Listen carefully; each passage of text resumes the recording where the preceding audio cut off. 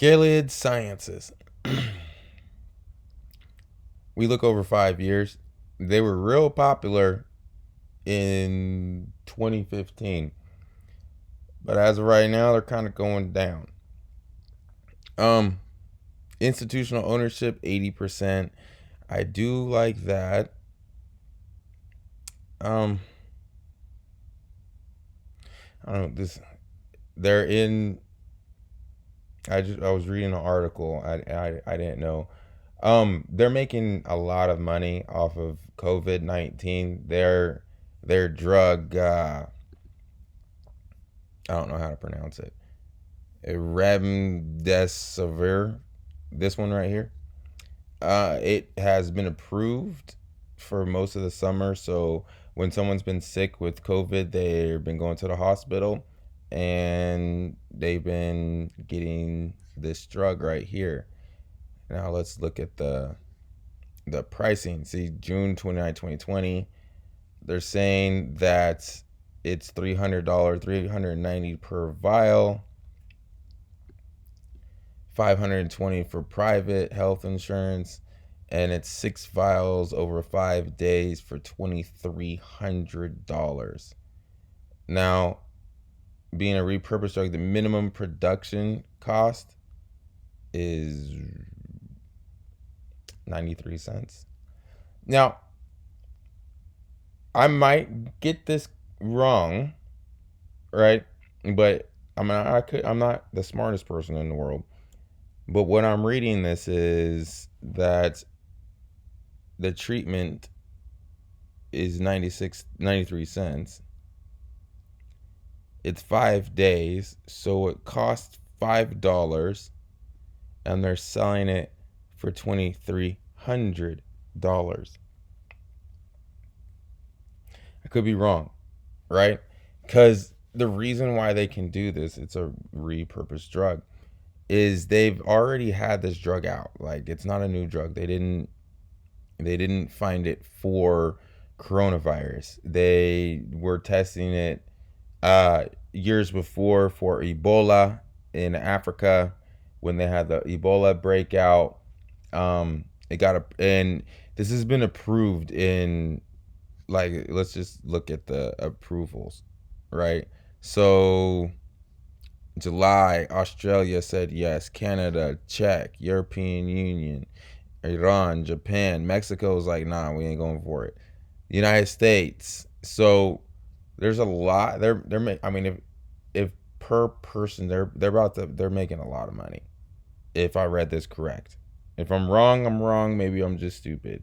But what I'm reading, it's saying 93 cents a day, and it's 5 days, and they're paying, so it's $5, and they're charging you $2,300 on that. I mean, that has to boost out something decent on their their earnings report.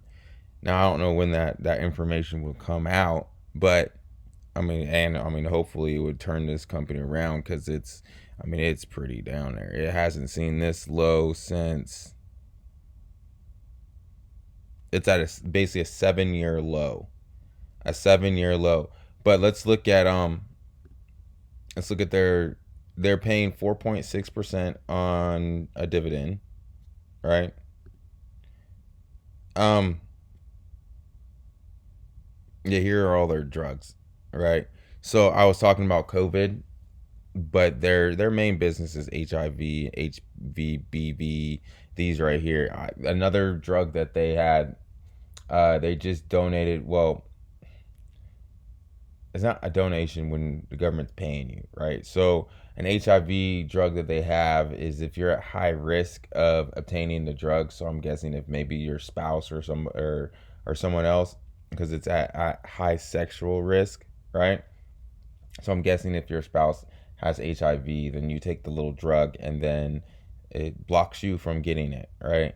So they donated. I don't know how many they donated. They donated a lot. This is it, yeah. But they didn't donate it, right?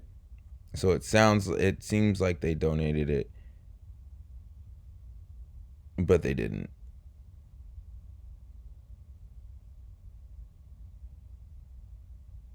Oh wow. And they have a 20-year patent on that drug I was just talking about. Um yeah, so I'm not the only person that was saying Gilead was accused of price gouging. Um Including their AIDS drug, their other hepatitis C drug. Okay, okay, this all makes more sense, right? So remember, I was just saying that they gave away a lot of the AIDS or HIV drug, but they didn't really give it away because where does it say it?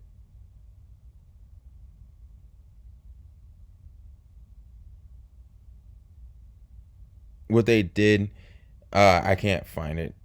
What they did is they gave it away. They gave like millions and millions of dollars worth of the drug away. But then what the government's paying them for transportation and packaging or whatever. So it's here it is. Here it is. On May 19th, your department services announced it would donate Truvada, the only drug approved for prevention HIV for free to 200,000 patients annually for 11 years. Sounds great, right? But then on December 3rd, they said the government would what is going to help them distribute the drug, and the government will pay $200 per bottle, 30 pills, for the cost associated with the drugs. So, um, yeah, for the consumer, it's great, but it's still coming out of the taxpayers' dollars, right? So it's not like the government, the Gilead's doing anything uh, too charitable. They're price gouging anyways because it's $200 a bottle. So it's $200 a month, I'm guessing, for the people to stay HIV free, which it's cheaper. It's a lot cheaper, right? Um, yeah. So let's get to their not their pipeline. We just already talked about that. Let's go for their investors.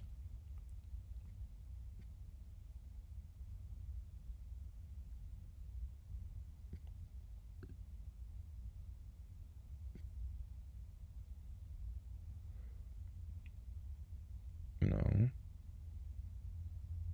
you guys all know what I'm looking for. The dividend and analyst financials and filings. See, it's under here.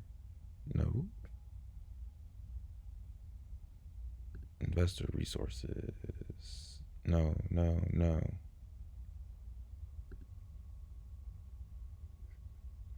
Investor fact sheet.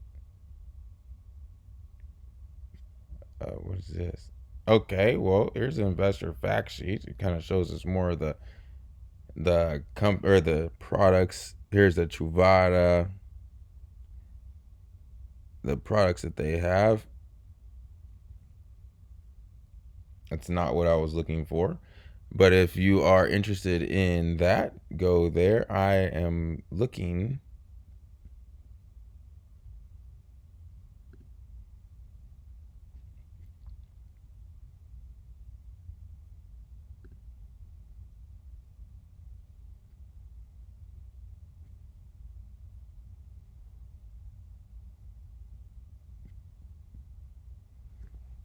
All right, I can't find it.